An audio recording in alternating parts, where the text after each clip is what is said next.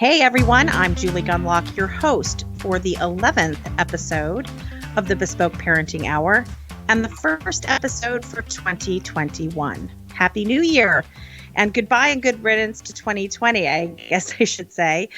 Things are starting to look up a bit. 2 COVID-19 vaccines have been developed and approved for use, and several more are in the approval process, which will only quicken the vaccination process. The rollout, of course, hasn't been as quick as hoped. People are getting vaccinated, mainly essential workers. These are the people that sort of keep the trains running, and also frontline health workers. These are the people who are actually treating those who've contracted COVID-19. So that is good news. It's good news that some are getting vaccinated. And again, I think we'll see a speeding up of sort of, nationwide vaccinations once more are approved. So that's a great way to start off the year. And I'm really excited to still be hosting the Bespoke Parenting Hour. For any new listeners we have out there, and we really do hope to grow the listenership of the Bespoke Parenting Hour this year, this podcast is focused on how parents should custom tailor their parenting style to fit what's best for their families, themselves, and most importantly, their kids. So we're going to start off this year's Bespoke Parenting Hour talking about a really important issue, kids and allergies. I'm joined today by a very good friend, Lisa Gable. I'm thrilled that she is the first guest of this new year. Lisa and I have worked together over the years in a lot of different capacities and on some really interesting projects, mainly related to food and nutrition. Lisa is a legend and a true leader in Washington, D.C. She's been a leader in all sectors, the public sector, the private sector, and the nonprofit sector. She has served 4 U.S. presidents and 2 governors, and has also served as an ambassador to the United Nations.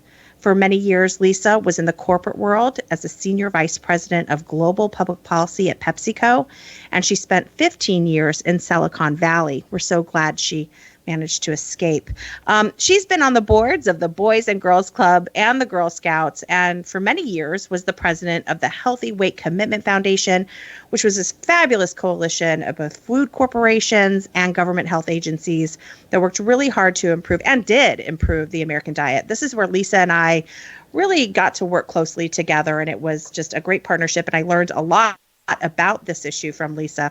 Today, Lisa is the CEO of the Food Allergy Research and Education Organization. It's called FARE.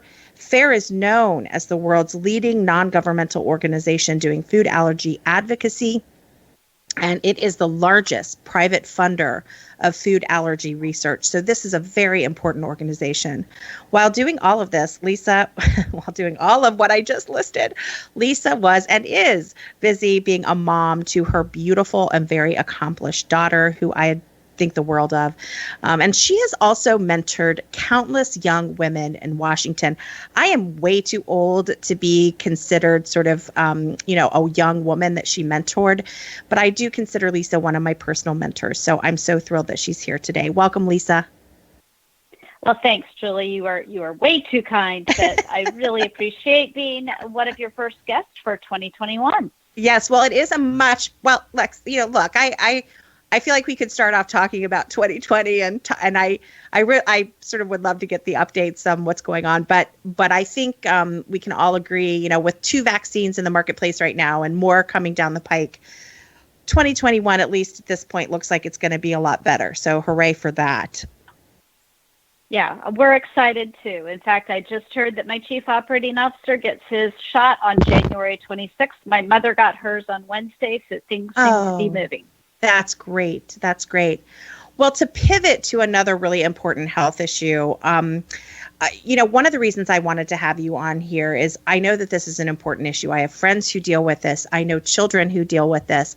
But as the mom of 3 kids who don't have any food allergy problems, I don't pay as much attention to this. And I think that that's like at the cost of some of the kids and families who do deal with this. And I think that there's a lot of misinformation. There's a lot of myths out there. And there's also sort of strangely and sadly some impatience on this issue. So I'm hoping we can tackle, a few of those issues today. So I think the first thing I'd like to talk about is a little bit about FAIR itself, how you got involved with this organization and what it does. Sure. So I joined FAIR in June of 2018. And as you know, my business experience is turning around organizations, taking over an organization that has a very important mission, but that mission needs to be elevated. And one of the primary ways it needs to be elevated is by having industry having a seat at the table. And so I was brought in June of 2018, and I was told three things. One is that we have to raise $200 million. Secondly, that we need to bring industry to the table, and we really need to make research our primary focus area. And so we dug into that. We restructured the organization by 83%. We're very much focused on bringing research into the mix at the level it needs to be at in order to drive solutions for patients, and we raised $85 million. So all exciting, but why are we doing this? And the reason we're doing it is that 85 million Americans avoid purchasing products that contain the top 9 proteins that can trigger an allergic reaction. That's 1 in every 4 Americans. At the top of that peak is people with life-threatening food allergies. 32 million Americans, if they accidentally ingest a food, they can go into anaphylaxis and they can die in up to 3 minutes. So obviously, if you are a mom who has a child with a life-threatening food allergy, you live in a constant state of anxiety. And that's one reason I think that it's so hard for people to understand how the level of anxiety our moms have, because as that child begins to leave the nest, as they go to elementary school, you're heavily dependent upon other people understanding what they need to do in order to keep your child safe. How many children, you say 32 million Americans total, but how many children suffer from food allergies? So we're talking about basically 5.6 million children. That's 1 in 13. And the best way to think about it is that's 2 students in every classroom. Good grief. Well, that is significant. And again, I think, when people hear those numbers, they kind of go, oh, but I don't think people know this. And I'm glad that your organization is sort of building up and getting the information out more. What are you mentioned the top allergies. Can you describe those? What are the top allergies? What are things people are allergic to?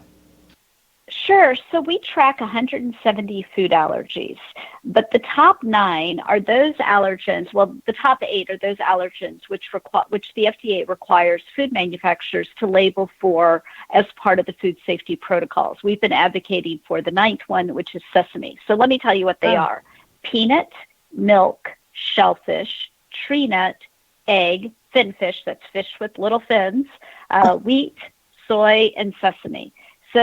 Sesame has 1.5 million people who suffer from anaphylaxis, that's a lot of people. Is one reason we want it to be added to the top 9. And we've been in very positive conversations with industry, the FDA, and on Capitol Hill about that need. But those are the ones that are the most frequent.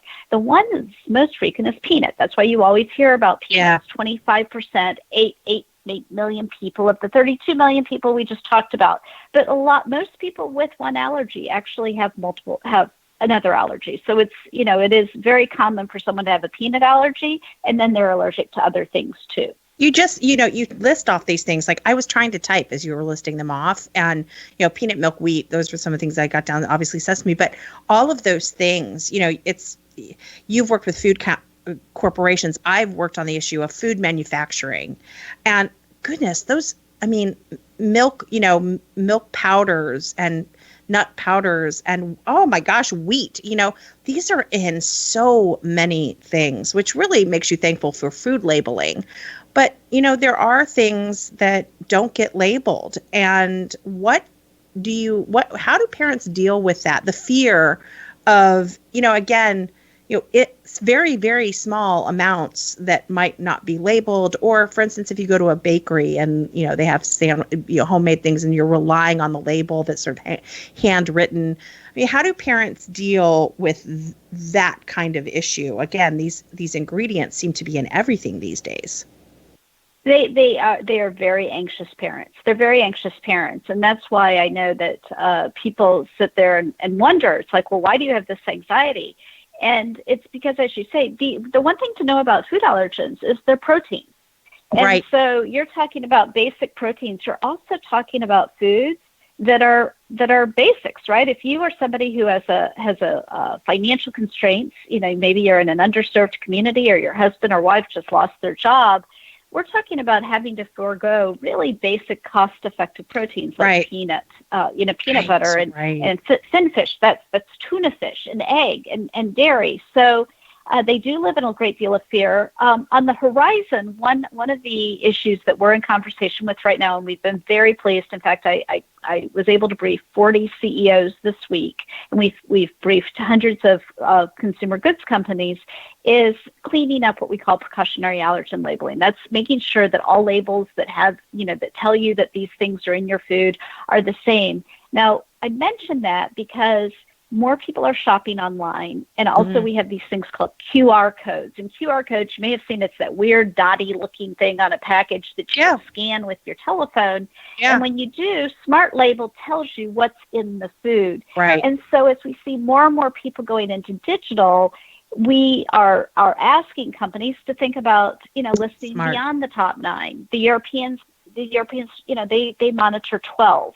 So labels and standardizing them, but also having information in a digital format makes it much easier for people to go on, see what's in the food, and make sure they're ordering something that their child can eat. This is another example of why modernization, technology makes life better. And I'll get a little bit into that later on, because I do want to talk to you about, sort of innovation in the food industry.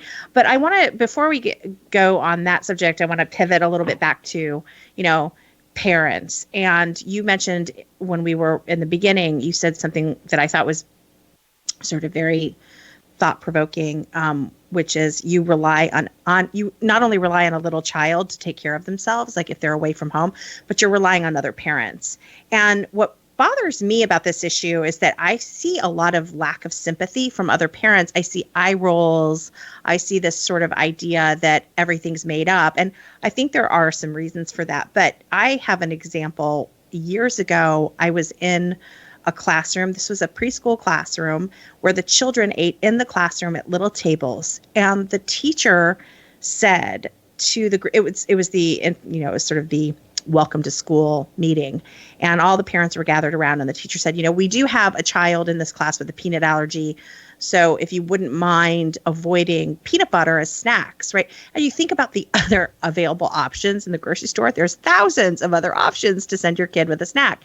I had I just sort of nodded along, and another parent actually started to argue and saying, "Oh, my little son, he doesn't eat anything but peanut butter jelly sandwiches for a snack, and he has since birth or whatever, And my jaw dropped, and I really couldn't believe it. And I was actually friends with the mom who had the child who was allergic to peanuts, and she was shocked as well. And so, I think, I'm kind of curious if you guys have kind of looked into that. What is the reason for that? Is it just that everybody has an allergy or a sensitivity these days and, I can't deal with it? Or what's the reason for this sort of, hostility? Well, we do call it the eye roll. And I think that that's funny. Parents, many parents have adopted different diets for their families. Some families have really leaned into vegan, and some families, may lean into other diets. And we do know that celiac disease, which is a very, very serious disease, it can send someone into the hospital. That the gluten-free has become sort of a badge of honor, and it's almost seen as a health halo. And so I do think the gluten-free phenomena, although it has been beneficial to families with celiac and also with wheat allergies, has created a dynamic where it's misunderstood, and people kind of claim an avoidance diet as a health badge. It's a halo, and that's detrimental to the mom of a child with celiac, and it's detrimental to the mom of a child with life-threatening food allergies. And so we are really trying to make sure that people understand that the diseases are very real. They're very frightening. They do send people to the emergency room. Food allergies. They kill $25 billion in medical costs. It's a big issue. It is. It's interesting. I'm so glad you brought that up, because I remember actually writing about this, the difference between a food allergy and this food sensitivity, which became very popular. There are like people making lots of money on food sensitivity tests, right? And these terms get thrown around where, I'm not going to get into specifics, but certain foods do not really sit well with me. Okay. I know them. I'm not 14 years old. I know now what foods work well with me and what don't. And that doesn't mean I'm allergic to that food. It means, maybe my body doesn't exactly like it. Okay. And so I guess the invention of new terms that people tend to think are full-blown allergies or, are really dangerous, that I think, yes, you're right. It has. And that gluten phenomenon is one of the things that I think made people kind of roll their eyes, the eye roll. I love that you guys call it the eye roll. But I think with this podcast is about like how, you should parent the best way, but it doesn't mean ignoring how other people's needs in parenting. And that's one thing that I think is really important. And I've always said all along in this podcast, that doesn't mean, for instance, ignore what doctors say, for instance, about vaccines. Or if you go to the hospital and your kid looks like they have a broken leg, the doctors are probably someone you should listen to. Not, you should probably listen. And so I think on allergies, that's why it's so important that this information get out there, because I think people are confused about the different terms out there and, sort of the different, conditions that are people perceive as being an allergy but aren't. But you're right, it is a detriment to the kids who actually have, or, even the adults, anyone who has an actual allergy. I want to pivot a little bit over to sort of what the food industry is doing to focus on these issues outside of labeling. And this has more to do with science, about sort of innovation in food manufacturing. This kind of gets into GMOs and some of the other things that they're doing, the really creative and interesting things that they're doing in the food industry. Does the food industry have an appetite for innovation in terms of, genetically modifying a food product so that the allergen isn't in, the protein is taken out? What's the status of that? So there's a lot of work being done, and scientists across the world, a really amazing team of scientists that split their time between Silicon Valley and Israel, who are looking at gene editing. And gene editing is different than genetic modification, right? It's not fundamentally changing the protein itself or the plant itself. It's really removing things within its natural state. I have high hopes for it. I am hoping it comes to solve the problem. I have had my enthusiasm dampened in meetings of late because I'll go on about how this is amazing and it's great. But being reminded that these, and then I get the scientist that tells me, well, Lisa, we need to give you the facts. The peanut industry is funding a lot of it. That is where their focus is, on peanut and wheat.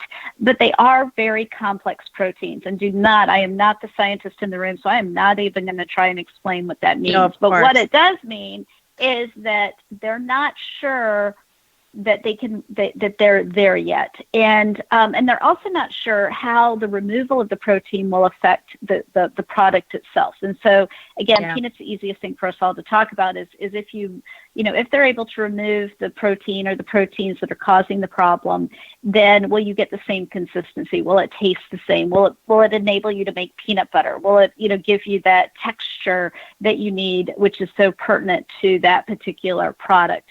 So they are definitely investing in it, and it is something that I believe, should somebody be able to scientifically get it to a place where the texture, the taste, the cost of production, and don't ever forget the cost of production, because it is fundamental, as well as the safety element is repeatable, then we'll be in a fantastic place. But I will tell you, the one place where the food industry has really, really done a fantastic job, and they do not get the credit for it, is on cleaning and production.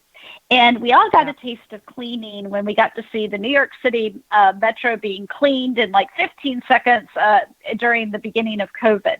But the food companies, I've told them, I think the biggest place where we need to be able to help them in telling their story is that the Fortune 500 companies, the big companies, spend billions of dollars a year on cleaning equipment. And they also put a great deal of thought into how they line up things on the manufacturing line. And I've had companies, some of the largest companies in the world will literally throw away multi-million-dollar equipment if it doesn't demonstrate that it is cleaning well enough. And then they also will have they will never put something with an allergen on the manufacturing line. If it is shared, they will do the allergen or a place where there could be risk of allergen for the second production. So if you think about first production, first thing in the morning, those are the, and then if they do second production, they do a lot of cleaning between those, but then they go into the next one. So they're producing possibly later in the evening, and they can have a longer period of time to clean. Yeah. And they're testing equipment for whether or not they can test whether or not an allergen is in there. McCormick has invested heavily in testing. They make spices because it's a big issue for them. Yeah. Well, it's interesting to hear you talk about this. I just want to tell our listeners and you, Lisa, that my dog, and I don't know if my microphone is picking up on this, but my dog has decided to chew on a bone right underneath my desk. And so I think it's sort of like theme music. We're talking about food. And so if you do hear crunching, I am not eating chips or munching on a Jolly Rancher. It is my dog who is kind of impolite, I have to say, to choose this particular area to chew on his bone. So anyway, to listeners and Lisa. We should point out that you have a dog, thanks to my dog, Daisy, because your boys came to my house and they fell in love with Daisy, and then they wanted a Daisy dog. I am telling you, Daisy might still win my heart. Your dog is the sweetest dog. I've often threatened that I was going to stop by your house and steal Daisy. So I love your dog. And yes, indeed, right after we left Lisa's house, my husband and I had managed to go years and years without a dog. We were kind of thrilled because, three boys, we kind of have our hands full. And we'd gone so long and the kids hadn't asked. And then we went to Lisa's house for that beautiful lunch, and the kids were nonstop begging for a dog. So thanks, Lisa, kind of. No, we love our dog. She's wonderful. And she is with us today on this podcast. So apologies for the crunching. I almost lost my train of thought, but going back, what you were just talking about is fascinating about, you're talking about these manufacturers being able to test products, being able to clean equipment, being able to ensure that their products are free of any kind of, and if it has a product in it, it will label it. But, this is all modernization, right? This is all innovation and modernization. We're talking about, by and large, factories produce this really clean, really safe, tested, labeled food. And it's funny when you think about trends and sort of trendy food, it's become popular now. It's almost like the word factory is a pejorative and like mass production is a pejorative. But these are the good things about that. These are, cleanliness and consistency in producing the food. And again, all of this safety testing. So these are the things that are really good. And I have to say, Lisa, it's so funny because you think of these major food manufacturers who do such great things, but there's a big push out there for organic and clean and all these sort of labels that sort of take the consumer away from any kind of mass production where, in some ways this kind of manufacturing is what's really needed to ensure that certain allergens and things like that don't get into food. So it is kind of interesting. And I wonder if there was some great discovery so this is a question more on the consumer side rather than the manufacturing side. I wonder if there'd be a market for it. Like if there was suddenly allergy-free peanut butter, the allergy community and certainly the child allergy community much better, probably better than anyone. Would there be an appetite for that? Would they rush to buy it? Or is this sort of requirement that every be sort of non-GMO and non-gene edited, does that sort of win the day? Even if allergy parents did rush to buy these products, that's not enough necessarily to keep that business booming. What do you think the appetite for that would be? Well, it's one reason that we wanted to make sure the manufacturers understood the complete market. We did research with McKinsey that shows 85 million Americans, 1 in 4 Americans, do not buy products with the top 9 proteins that can trigger an allergic reaction. As I said, 32 million of those are life-threatening food allergy, but the next segment of those are people with medically tested food intolerances. They have something in their system that they cannot eat the food. So let me interrupt there. I'm sorry. I just want to be sure. So you're saying that more people than who have allergies are trying to avoid right. And people with life-threatening food allergies. But the issues around food intolerances are real. You are having more and more adults who are having medically issues with food intolerances. Yeah. And what happens is that the people in their households also avoid those foods. Right. So for a manufacturer, what the potential is that they can come up with solution sets that provide an alternative of some sort to those individuals. That's a big market for them. There's actually a business market in this. And so the question is it a big enough market? It is a big enough market. It's 85 million people. And so we flipped the conversation. We spent way too much time trying to figure out if there was a big enough market for allergen-free products that, people would put allergen-free products into market. So I think as companies look at innovation that allows them to address the broader issue, that's actually what's going to give us the solution sets. I think with gene editing, I'm hoping that, again, GMOs got a bad rap, and you and I have had discussion about our personal opinions about that. But I do think that with gene editing, it's going to be a different conversation. And there are a couple of elements within that. The second is that we are now, people are looking for alternatives to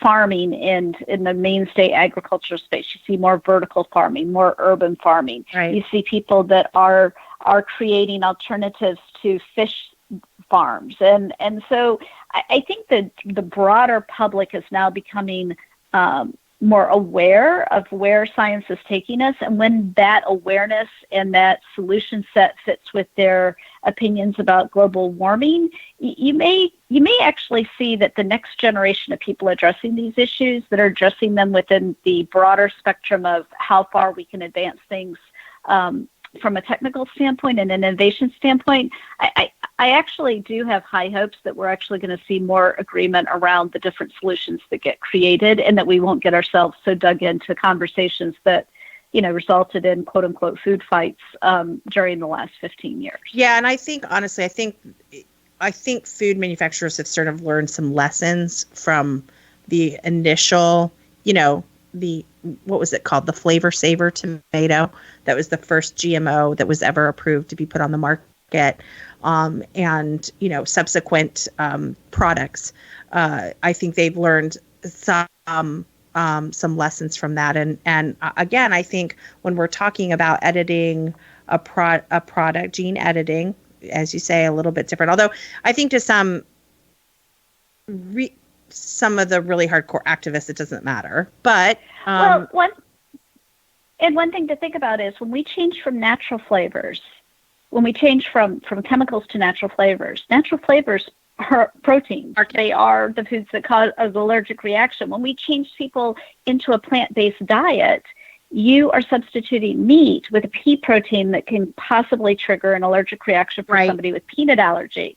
So you have all these unintended consequences, and I think that's the conversation we need to be very upfront about I've talked to folks about using AI at the beginning of the renovation or innovation process. When a food company is creating, a new food, they're now using AI to try and figure out, well, if we change sugars and fats, what would it do to the consistency of the food? What are things we need to do in order to change? What if they entered allergens into that? And you're using AI so that if you're creating a plant-based food, you're actually thinking about allergens when you're actually making those substitutions.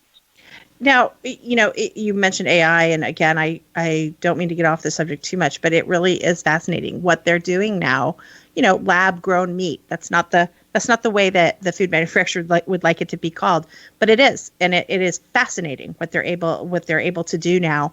And I have eaten I can't remember what they're called, Lisa. You probably know better than I do. The plant-based meat that tastes and bleeds just like beef. I can't remember what it's called. Beyond Meat. There's Beyond Brands. Yeah, Beyond Brands. Yes, and it's really it's delicious. It could fool someone, in my opinion. It really is so meat-like, and I love all these stories. I love these stories. I don't like misinformation about the real thing that oftentimes drives people to these products. But I do think it's great that there's innovation, and I think that is what we're going to see in the allergy space. And I think it's so great that you and FAIR are out there doing more to publicize this issue. I think the last thing I want to sort of go back to the kids before we conclude here, but I'd like to, schools are on people's minds right now for obvious reasons. How have things improved in schools for kids who suffer from allergies? They've definitely improved, and FAIR provides training for schools. We have a thing called FAIR Check, which is actually for colleges and universities, restaurants, food services at schools that they can go through and be trained on food allergens. Secondarily, is I do think we're raising awareness, and that's one of our jobs, is to raise awareness about the life-threatening nature of food allergies. It depends on the school. Some families are very tolerant, and then what you also find is, for some reason, and we're not sure why, you'll find a school that has a lot more kids with allergies, and then we'll go to another school that has fewer kids with allergies. So it also depends on the community's awareness about the issue. Right. One thing I would encourage is, if you have a child who is in middle school, late elementary school, let's say 5th and 6th grade and above, get your kids changed. Not only is it that families should go in and talk about, don't have peanuts in the classroom, and here's the importance of knowing about food allergies, but also get your kids trained on how to use an epinephrine auto-injector. Because if you have a friend, I had a former staff member who would go into schools and train people on an orange and teach everybody how to administer the epinephrine auto-injector. I keep calling it that versus EpiPen, because there are actually now 5 different choices in market, and we like choice, right? It gives people more options. Learn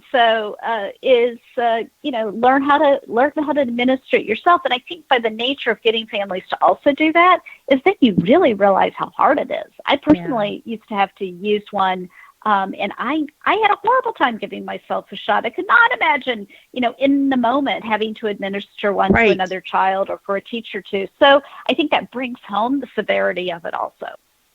Well, I do think some schools could really improve. I know that my school sort of has the allergy kid table, and I used to go in about once a week to have lunch with my son. I have 3, so I wasn't like the weird mom who went once a week to the same son. I would space it out, and it probably wasn't once a week.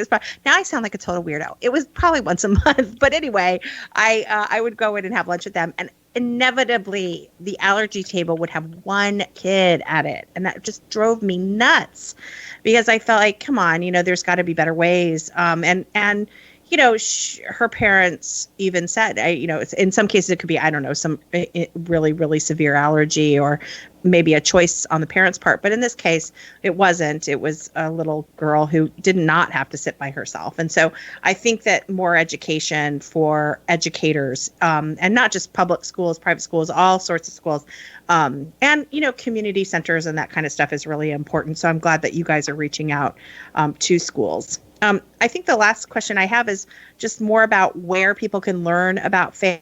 I know you have a YouTube channel and several resources, so just give our listeners a little bit of information on where to find more about FAIR and the work that you do. Well, thanks for asking. You want to go to foodallergy.org. You can also find us on Instagram, Facebook, Twitter, TikTok even. And TikTok. Are you dancing on TikTok, yes. Lisa? I'm not, but other people are. But more importantly is go to YouTube, look up the Living Teal channel. That is a new channel that we introduced a number of months ago. It has amazing high-end content. I brought in a group of Hollywood producers that worked at Sony and MTV, and we have different cooks from the Food Network. We have stars like Rashad Jennings and Shannon Miller, both well-known athletes.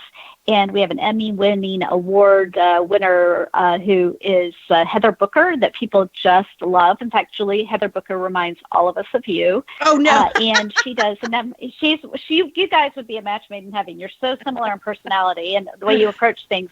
But Heather does Living Teal Holidays. So the Teal Holiday series, from Christmas to Valentine's to Easter to Hanukkah, she is out there. So go to our YouTube channel, which is the Living Teal channel, and you will see lots of fun content that really teaches people how to live their best lives and makes food allergies a little friendlier conversation. Can you spell that? It's living and then T-E-A-L or T, is it? T-E-A-L, which is the color of food allergies. So Living Teal, T-E-A-L channel. Who knew? I didn't. So that is very interesting. Thank you. Okay. That is really good. I am going to go check that out. And listen, I think this issue is really important. And Lisa, I mean, we talk on personal matters anyway, but please keep us updated if FARE is doing anything that you want promoted, or, I mean, I know you have your own promotional channels, but IWF would love to share that, and we'd love to keep up with you. And I'd like to have you on again as these issues come up. There's always exciting developments in the food industry, and especially having to do with allergies. So I hope you'll come back on. And I always love talking to you. I feel like I now want to hang up and then call you and we can talk about personal stuff like Daisy. But this has been great, and I'm really glad you came on. Well, thanks for having me. Tell your boys I said hello. They always amuse me on Facebook and in other ways. So have a wonderful new year, and thanks for having me. Thanks, everyone, for being here for another episode of the Bespoke Parenting Hour. If you enjoyed this episode or like the podcast in general, please leave a rating or review on iTunes. This helps ensure that the podcast reaches as many listeners as possible. If you haven't subscribed to the Bespoke Parenting Hour on iTunes, Spotify, Google Play, or wherever you get your podcasts, please do so you won't miss an episode. Don't forget to share this episode and let your friends know that they can get Bespoke episodes on their favorite podcast app. From all of us here at the Independent Women's Forum, thanks for listening.